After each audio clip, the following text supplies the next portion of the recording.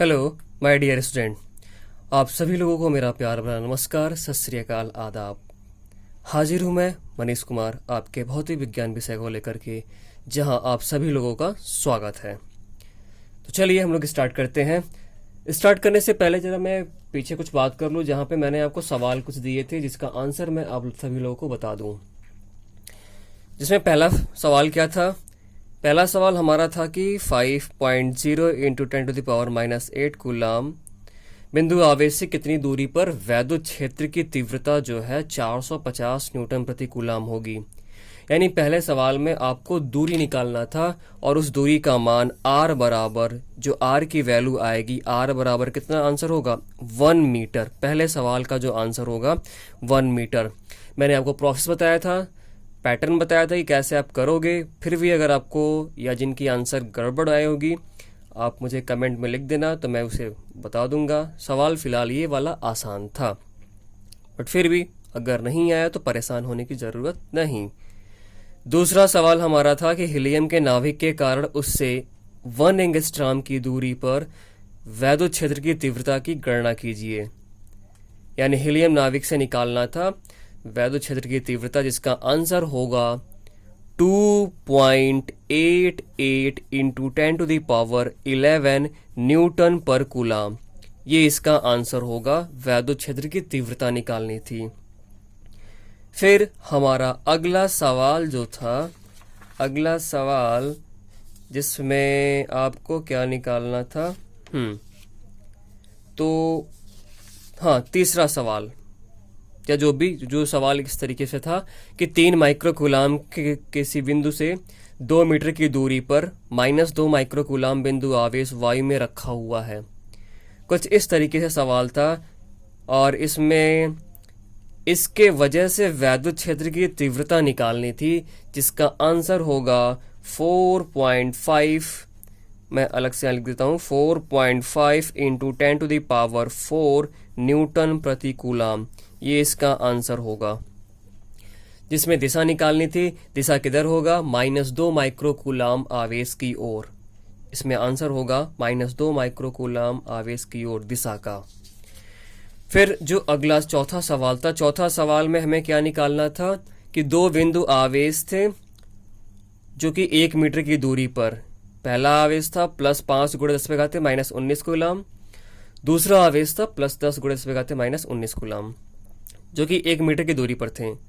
तो बोला था कि इनको मिलाने वाली रेखा के किस बिंदु पर वैद्युत क्षेत्र की तीव्रता 0 होगी।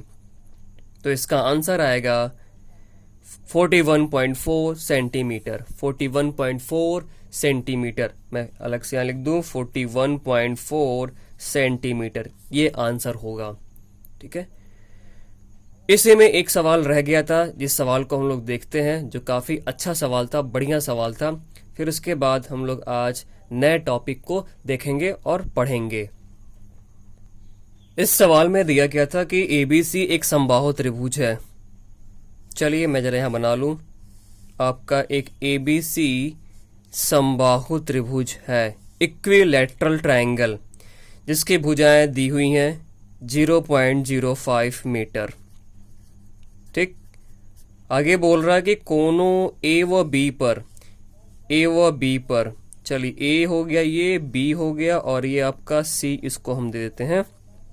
उससे कोई समस्या नहीं था, आप वैसे भी कर सकते हैं।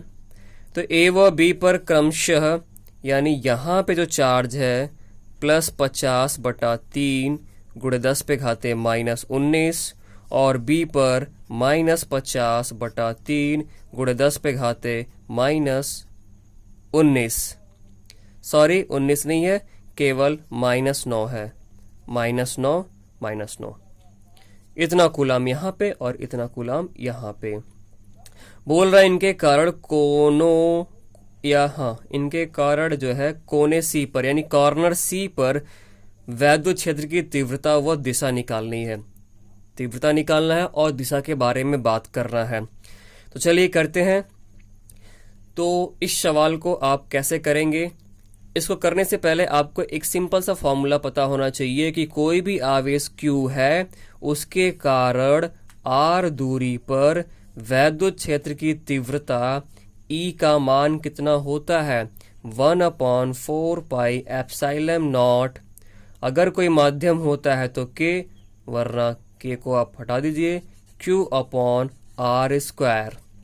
वैद्युत क्षेत्र की तीव्रता मतलब कि एकांक आवेश पर लगने वाला बल, ये फॉर्मूला। तो देखिए जरा यहाँ पे, यानी इसके वजह से यहाँ पे क्षेत्र होगा, यानी ये वाला जो आवेश है यहाँ पे क्षेत्र लगाएगा और ये वाला भी आवेश यहाँ पे क्षेत्र लगाएगा। दोनों का क्षेत्र निकाल करके और आपको जोड़ देना होगा, साधारण जोड़ से नहीं बल्कि कौन से जोड़ से, सदिश योग से। कौन से? सदिश योग से, जिसके बारे में हमने पिछले एक दो वीडियो सेक्शन में डिटेल में हम लोगों ने बात करा था, यानी वेक्टर सम। तो देखिए, तो यहाँ पे ये वाला जो आवेश होगा यहाँ पे क्षेत्र लगाएगा, जिसकी दिशा क्या होगी, जिसकी दिशा इधर होगी। इसको हमने लिख दिया E1। क्या लिख दिया? E1। ठीक। और ये वाला, अच्छा दिशा कैसे? धनावेश से क्या होता है, आपको मैंने बताया हुआ कि जो दिशा होती है धनावेश से दूर होती है। फिर ये माइनस आवेश है, तो यानी यहाँ पे मान होगा E2, लेकिन दिशा किधर होगा, दिशा किधर होगा, अगर उस दिशा की बात करें तो दिशा किधर होगा, ऋण आवेश के लिए क्या, दूर नहीं होगा बल्कि उसकी ओर होगा, यानी ये आपका E2 हो गया। ठीक। अगर ये एंगल क्या है आपका थीटा है, तो ये वाला एंगल भी क्या होगा, ये वाला एंगल भी क्या होगा। और एक्चुअली में ये कोण को मैं पूरा अगर लिख दूं तो क्या लिखा जाएगा, जरा आप ये बताएंगे। समबाहु त्रिभुज, यानी तीनों भुजाएं बराबर होती हैं तो इसके कोण भी तीनों बराबर होंगे।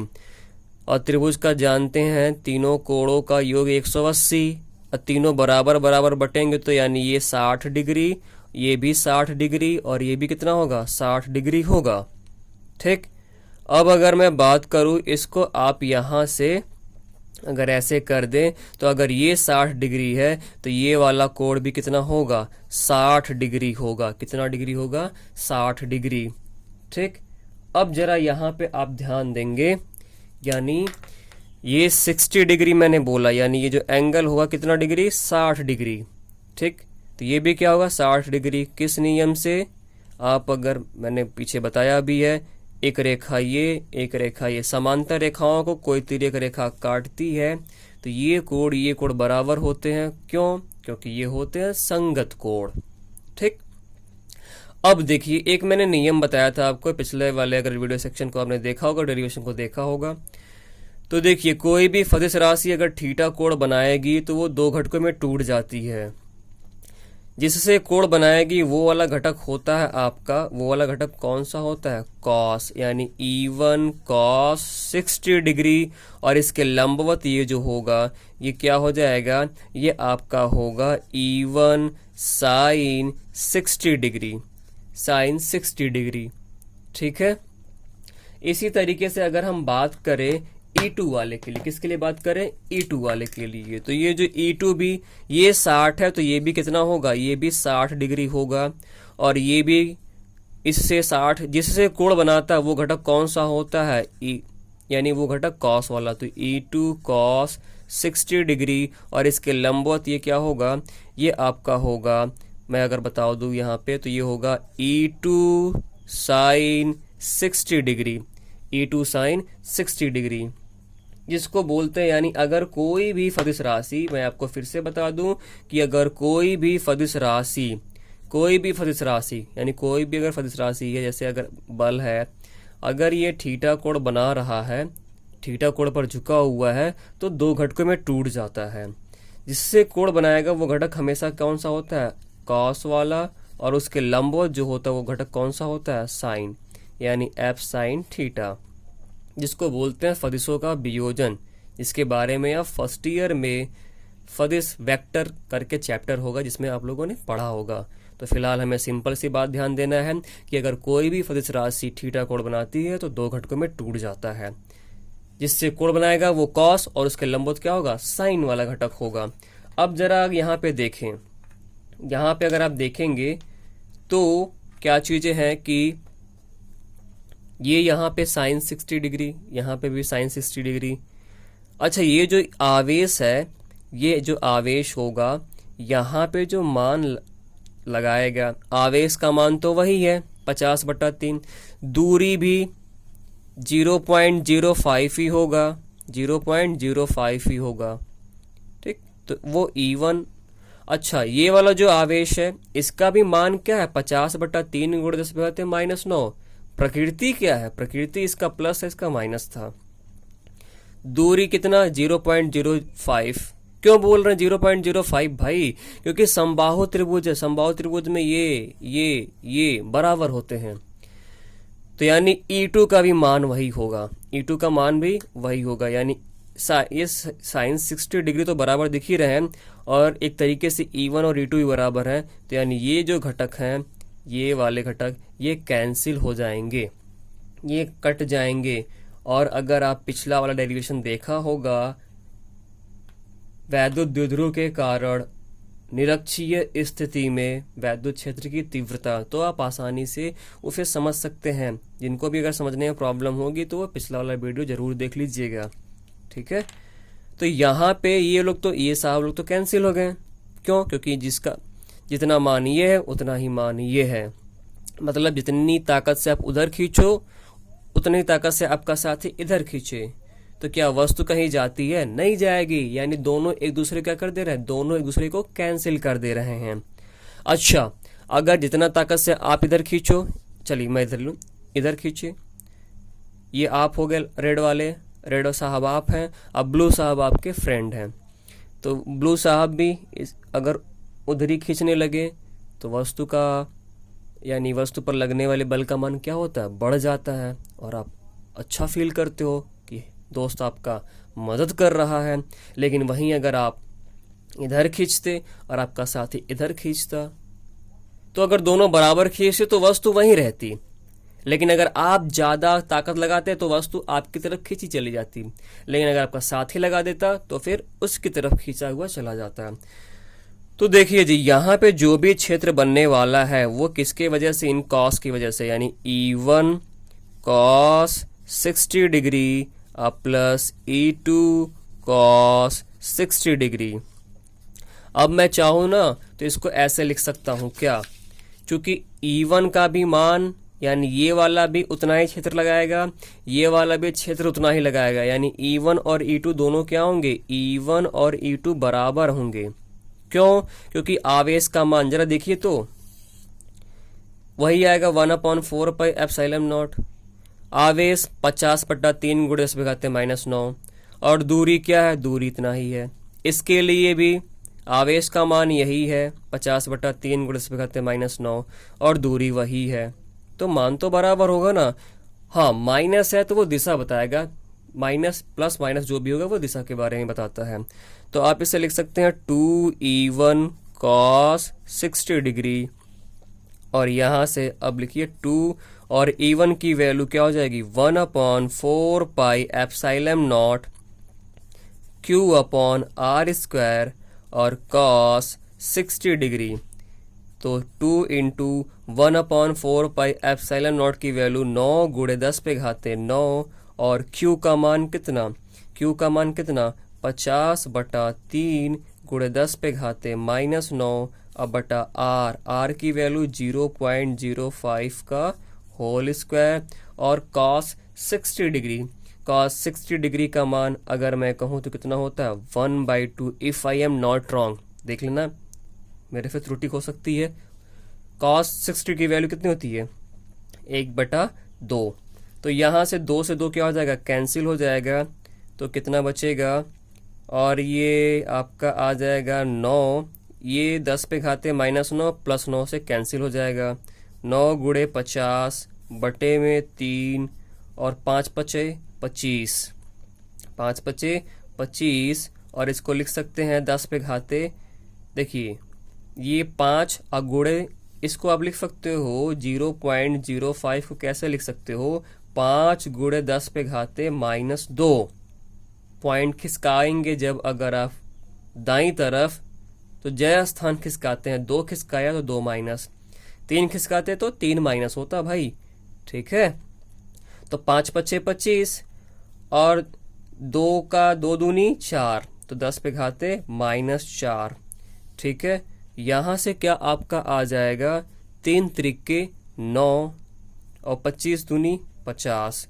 तो आपका आ जाएगा, ये 3 हो जाएगा और ये तो 6 और इंटू ऊपर जाएगा तो 10⁴ न्यूटन पर कूलाम। ये आपका आंसर होगा, ये आपका आंसर होगा। और दिशा किधर होगी? दिशा आपका जो भी बन रहा है, यानी ये जो ए बी भुजा है इसके समानांतर, ए बी भुजा जो है इसके समांतर। और किधर? दाईं तरफ कि बाईं तरफ? दाईं तरफ। किधर बन रहा है दिशा? दाईं तरफ। यही लोग तो है ना, यही लोग तो यानी ये आपका दिशा हो गया। यानी ए बी के समांतर, ए बी के समांतर किधर? दाईं ओर, दाईं ओर। ये आपका जो है डायरेक्शन के बारे में बात हो गई। तो ये आपका सवाल था, इस तरीके का सवाल था। अब कुछ लोग ये कह सकते हैं कि भाई हम लोग, ये तो आपका डाइपोल बन रहा है। ठीक है, हाँ बन रहा है, तो उसके लिए निरक्षीय वाला फॉर्मूला लगा दें। क्या होता है? 1/4 पाई एप्सिलॉन नॉट और P/r³। ठीक है, बशर्ते ये ध्यान दीजिएगा, यहाँ ये सिंप्लीफाई करने के बाद आता है जहाँ पे हम लोग ये कहते हैं कि L यानी आवेशों के बीच की जो दूरी है, इनके बीच की जो दूरी है वो काफ़ी स्मॉल होती है R के तुलना में, कंपैरिजन में। ठीक है, बट यहाँ पे 0.05 इतना छोटी वैल्यू नहीं है कि हम इसको नगण्य मान सकें। ठीक है, तो इसलिए आपका इससे लगाएंगे तो आंसर गड़बड़ आएगा। ये तब लगाएंगे जब आपकी ये दूरी काफ़ी स्मॉल होती है। ये जो दूरी, ये दूरी जो है 0.05 ना होती, काफ़ी स्मॉल वैल्यू होती। तो आप इसे इस तरीके से करेंगे। ठीक है, उम्मीद करते हैं चीज़ें आपको अगर समझ में आ रही हैं तो आप इसे लाइक कर देना और शेयर कर देना अपने अन्य साथियों को, ताकि उनको भी इसका लाभ मिल सके। अच्छे से सवाल हम सीखेंगे। ठीक है, फिर भी अगर कहीं पे कोई समस्या आई होगी तो आप मुझे कमेंट में ज़रूर लिख देना, मैं आपको दोबारा समझाऊंगा। चीज़ें आएंगी, बिल्कुल आप मेरे पे विश्वास रखिए, आप चीज़ें सीख पाएंगे और कर पाएंगे। ठीक है, तो आगे हम लोग देखते हैं नए टॉपिक को, और नया डेरिवेशन को भी हम लोग आज सीखेंगे। हमारा ये टॉपिक क्या कह रहा है, चलिए श्रीमान लोग, साहब लोग, यहाँ पे आप जरा देखेंगे हमारा अगला टॉपिक क्या कहता है। वैद्युत क्षेत्र में स्थित आवेशित कण पर बल, मतलब अगर कोई चार्ज किसी इलेक्ट्रिक फील्ड में रखा गया है तो उस पर क्या फोर्स या क्या बल लगता है। ठीक है, मतलब कि अगर ये वैद्युत क्षेत्र है, ये वैद्युत क्षेत्र है और इसमें कोई आवेश अगर आप रख देते हो, Q आवेश रख देते हो, तो इस पर जो लगने वाला बल का मान होता है वो बल कितना होता है? F बराबर QE। कितना बल लगेगा? F बराबर QE।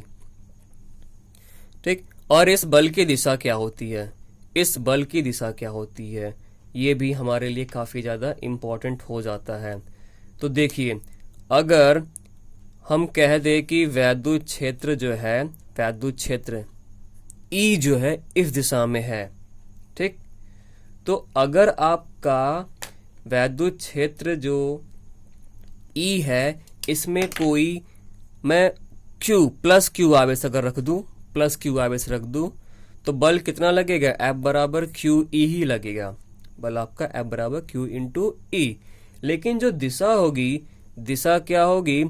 जो वैद्युत क्षेत्र की दिशा होगी उसी तरफ बल भी लगेगा, यानी जो बल होगा वो वैद्युत क्षेत्र की दिशा में ही लगेगा। किसके लिए? प्लस आवेश के लिए।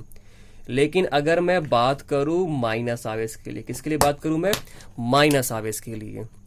यानी अगर कोई माइनस आवेश रख दूं तो बल तो यही लगेगा, F बराबर Q इंटू E, लेकिन जो दिशा होगी वो वैद्युत क्षेत्र के विपरीत दिशा में लगेगा। जिधर भी वैद्युत क्षेत्र होगा उसके अपोजिट लगेगा। तो आप समझ रहे होंगे मैंने क्या कहा, कि अगर कोई भी Q आवेश किसी वैद्युत क्षेत्र में रख दिया जाए, किसी क्षेत्र में अगर उसको आप ला के रखोगे तो उस पर लगने वाले बल का मान क्या होता है, F बराबर Q इंटू ई। ठीक है। दिशा क्या होती है, प्लस आवेश अगर है तो जिधर वैद्युत क्षेत्र की दिशा होगी उधर ही बल लगेगा। लेकिन अगर माइनस आवेश है, क्या है, माइनस आवेश है, तो जिधर भी वैद्युत क्षेत्र होगा उसके विपरीत दिशा में उस पर बल लगेगा। ये हमें काफी ज्यादा हेल्प करेगा आगे आने वाले डेरिवेशन को समझने में। ठीक है, तो छोटा सा है बट बड़ा ही खोटा है। ठीक है, तो ये आपका F बराबर Q इंटू ई। मात्रक क्या होगा, बल का मात्रक वही आप जानते हो क्या होता है, न्यूटन होता है। ठीक, अब इस पे आपका सवाल भी बन सकता है। सवाल कैसे बन सकता है, अच्छा दिशा को थोड़ा सा मैं और क्लियर कर दूं फिर सवाल पे बात करूंगा। ठीक है, यानी अगर बोल दिया कि वैद्युत क्षेत्र जो है ना वो पूरब दिशा में है, पूर्व दिशा में है, और उसमें कोई प्लस Q आवेश है, तो उस पर बल भी किधर लगेगा, पूर्व की तरफ ही लगेगा, पूरब की तरफ ही लगेगा। लेकिन अगर माइनस आवेश है, क्या है, माइनस आवेश है, तो वैद्युत क्षेत्र अगर पूरब की तरफ है तो उस पर माइनस आवेश पर लगने वाला बल किधर होगा, पश्चिम की तरफ होगा। ठीक है, प्लस आवेश है, वैद्युत क्षेत्र अगर जिसमें रखा जा रहा है वो अगर दाईं तरफ है तो बल भी दाईं तरफ, लेकिन माइनस आवेश है तो अगर वैद्युत क्षेत्र दाईं तरफ तो बल किधर होगा, बाईं तरफ। ठीक है, तो ये चीजें आपको दिमाग में रखना है। अब जरा देखिए सवाल कैसे बन सकते हैं। सवाल इस तरीके से बन सकता है कि कोई भी Q आवेश है, कोई Q आवेश या कोई एक बूंद है जो हवा में लटकी हुई है, हवा में लटकी हुई है। कैसे लटक सकती है भाई, कैसे लटक सकती है, यानी अगर मैं कहूं कि ये मार्कर यहीं पर टिका रह जाए, टिका रह जाए, कैसे टिका रह जाएगा, कैसे टिका हुआ है, देखिए अभी तो मैंने पकड़ा हुआ है। आप कहेंगे अरे सर आपने तो पकड़ा हुआ है, कैसे टिका है, इसका बल किधर काम कर रहा है, इसका भार, वेट किधर काम कर रहा है, नीचे की तरफ, और हमने उतना ही बल ऊपर की तरफ लगाया है, तो फिर ये मार्कर यहाँ पे टिका हुआ है, छोड़ दिया, गिर गया। ठीक है, क्योंकि इसके अपने भार की वजह से नीचे आ गया। तो ये मार्कर यहाँ पे टिका तभी रह पाएगा, अभी मेरा हाथ यहाँ नहीं होता तो आपको जादू लगता, लेकिन अभी जादू नहीं लग रहा होगा। ठीक है, क्योंकि आपको साफ साफ दिख रहा है कि अरे आपने तो पकड़ा हुआ है। तो मार्कर पर जो भार है नीचे की तरफ, हमने उतना ही बल ऊपर की ओर लगाया हुआ है। तो ऐसे ही अगर कोई बूंद है तो हम उसको हवा में लटका सकते हैं, उसका भार नीचे की तरफ, और हम क्या करें, उस पर इलेक्ट्रिक फील्ड लगा दें जिसके वजह से वो उस पर वैद्युत बल लगाए उतना ही ऊपर की ओर। तो देखिए अगर कोई ये आवेशित बूंद है तो इस पर जो भार होगा, इसका जो वेट होगा, भार जो होगा वो किधर काम करेगा, नीचे की ओर काम करेगा। और अगर इस पे चार्ज है, यहाँ पे हम क्या लगा दें, यहाँ पे हम क्या लगा दें, यहाँ पे हम लगा दें वैद्युत क्षेत्र, वैद्युत क्षेत्र, इलेक्ट्रिक फील्ड लगा दें, और ये क्या करने लगे, उतना ही बल, उतना ही बल जिसको हम कह सकते हैं वैद्युत बल, ऊपर की ओर लगाए। उस वैद्युत बल का मान क्या होता है, QE, उतना ही ऊपर क्यों लगाया, तो ये बूंद क्या होगी, यहीं पे टिकी रह सकती है। अब इसका सवाल जरा देख लेते हैं। तो देखिए सवाल क्या है, अच्छे अच्छे सवाल आपको देखने को मिलेंगे। क्या बोल रहा है कि 0.002 मिलीग्राम द्रव्यमान, यानी जो द्रव्यमान दिया है 0.002 मिलीग्राम दिया हुआ है। मिलीग्राम को किलोग्राम में बदलने के लिए 10⁻⁻6 कर लेते हैं। जब भी द्रव्यमान आपका ग्राम में दिया हो, मिलीग्राम में दिया हो, आप उसे किलोग्राम में बदल लेंगे। एक चीज़ ध्यान रखिएगा कि 1 ग्राम को अगर बदलना होता है तो 1 ग्राम बराबर होता है 10⁻³ किलोग्राम। ये चीज़ें आप नोट डाउन जरूर कर लें, हर जगह काम आने वाला होता है। फिर 1 मिलीग्राम, 1 मिलीग्राम की बात करें तो होता है 10⁻6 किलोग्राम। आप अक्सर करके कंफ्यूज हो जाते हो, मिलीग्राम की जगह 10⁻³ ही लिख देते हैं और चीज़ें गलत हो जाती हैं। तथा 6 इलेक्ट्रॉनों के आवेश से युक्त एक तेल की बूंद, तेल की बूंद पर जो आवेश है कितने के बराबर है, 6 इलेक्ट्रॉन के, यानी 6 इलेक्ट्रॉनों के बराबर आवेश है। तो Q बराबर क्या होता है, आपको मैंने फॉर्मूला बताया था Ne, N इलेक्ट्रॉनों के वजह से आवेश जो है Q बराबर Ne, लेकिन यहाँ पे कितना दिया है, एन की वैल्यू कितना इलेक्ट्रॉन 6 और ई की वैल्यू 1.6 इंटू 10⁻⁻19 कूलाम। इतना आवेश हो जाएगा 16 छके 96 यानी 9.6 इंटू 10⁻⁻19 कूलाम में स्थिर लटकी है। अब लटकी तभी रहेगी, जैसा कि मैंने आपको बताया यहाँ पे, ये तभी लटकी रहेगी जब उसका यानी उस पर जो लगने वाला वैद्युत बल है किसके बराबर हो, उसके भार के बराबर होना चाहिए। और साथ ही साथ भार नीचे तो वैद्युत बल ऊपर, तो वैद्युत बल क्या होगा, QE बराबर भार क्या हो जाएगा, mg, m इंटू जी। और g की वैल्यू यहाँ पे कुछ दिया तो नहीं है सवाल में, बट कोई दिक्कत नहीं, आप अपनी इच्छा अनुसार रख सकते हैं। क्या 10, रियल वैल्यू 9.8 होती है, क्योंकि वैल्यू 9.6 इंटू 10⁻⁻19 और E हो गया m की वैल्यू 0.002 इंटू 10⁻⁻6 और इंटू जी की वैल्यू 10 ही रख लेते हैं। ठीक, जरा इसे आगे हल करते हैं, थोड़ा स्पेस कम है, तो यहाँ से क्या हो जाएगा, E बराबर जो हो जाएगा, E बराबर कितना हो जाएगा, आप इसे क्या लिख सकते हैं, खिसका दो ना, इधर खिसका दो, 3 स्थान खिसका दो दाईं तरफ, तो हो जाएगा 2 गुणे 10 पे घाते -3 और -6 10 पे घाते -9 और ये 10 ऐसे रहने दो। अब बटा में ये लोग को इधर भेजो, 9.6 गुणे 10 पे घाते -19। ठीक है, अब इसी को आप काट देंगे, 2 से काटेंगे तो कितनी बार में, 4.8 और यहाँ 9 से 9 ठो कट जाएगा तो बचेगा 10 पे घाते -10। यानी इसको आप ऐसे लिख सकते हैं कि E बराबर, यानी कितना आ जाएगा, E बराबर ये नीचे आ जाएगा 2 से काटेंगे तो 48 दूनी 96 यानी 4.8 और ये 9 से 9 कट जाएगा तो कितना, 10 पे घाते -10 और ये ऊपर वाला 10 ऐसे रहने दिया, तो E बराबर कितना हो जाएगा, ये ऊपर जाएगा तो 10 पे घाते 11 बटा 4.8। E बराबर, यहाँ से आप इसको क्या लिख सकते हैं, यानी पॉइंट हटाने के लिए 10 से ऊपर नीचे गुणा कर दीजिए, तो 10 गुणे 10 पे घाते 11 बटा 48। अब इसी को आप जो डिवाइड कर देंगे, आंसर आपका आ जाएगा। तो ये आपका रहा कि वैद्युत क्षेत्र में स्थित आवेशित कण पर लगने वाला बल कितना होता है, दिशा क्या होती है और उस पर प्रॉब्लम किस तरीके से आपका पूछा जा सकता है। ठीक है, तो चलिए अब हम लोग अगले टॉपिक पे चलते हैं, जो कि एक हमारा डेरिवेशन होगा, काफ़ी इम्पोर्टेंट डेरिवेशन होगा, काफ़ी महत्वपूर्ण डेरिवेशन होगा। उसको हम लोग देखते हैं क्या है हमारा डेरिवेशन, क्या कहता है, उसको हम आसानी से सीख पाएंगे, कर पाएंगे। ठीक है।